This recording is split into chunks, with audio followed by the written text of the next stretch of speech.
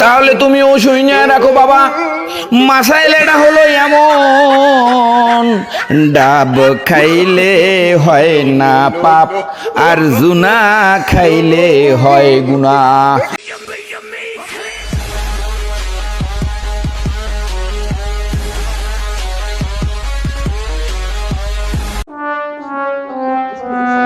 হুজুর, আমাকে বাড়ির ডাব চুরি হয়েছে হুজুর। এই এলাকায় ডাব চুরি, আমি যে এলাকায় আছি সেই এলাকায় ডাব চুরি, ডাব চুরি, ডাব চুরি। ইহা আমি বরদাস্ত করব না, করব না, করব না। তুমি খুঁজিয়া দেখো কে ডাব চুরি করিয়াছে, আমি তাকে কঠিন থেকে কঠিনতর শাস্তি দেব, দেব আর দেব। কালকে সকাল 10টায় এই ডাব চুরির বিচার অনুষ্ঠিত হবে। তোমরা সকলেও না পারলে ওই চোরটাকে আমার কাছে পাঠাইয়া দিও, দিও আর দিও। হুজুর, ওই আমনের 4 নম্বর বিবির 3 নম্বর ল্যাংরা পোলাটা এই কামটা ঘটাইছে। হায় হায়, কয় কি? মর জালা, পড়ছি তো বিপদে। হুজুর, আমনে কিছু কয়েন না কা? মশলা ঘুরে দে তুই বুঝদি।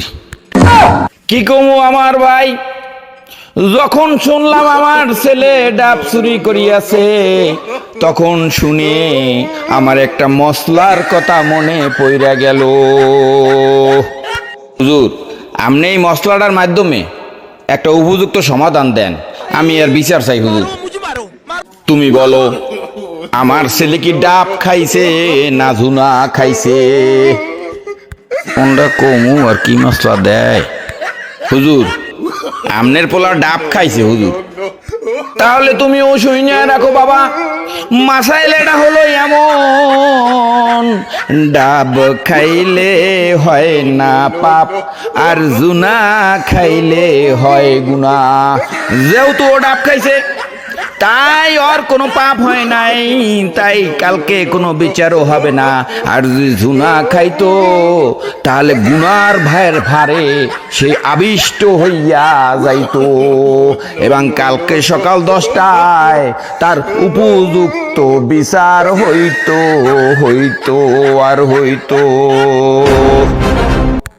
আপনি কি কন হুজুর? এইরকম মশলা মাসালের কথা তো আমি কোনোদিন শুনি নাই। আরে বাবা, তুই কি ফালমারি কিতাবের নাম শোনো নাই? এইটা হইল ফালমারি কিতাবের একখানা হাদিস। তুই এখন চলিয়া যা, কোনো বিচার হইবে না, হইবে না, হইবে না। भाई मारो मुझे मारो।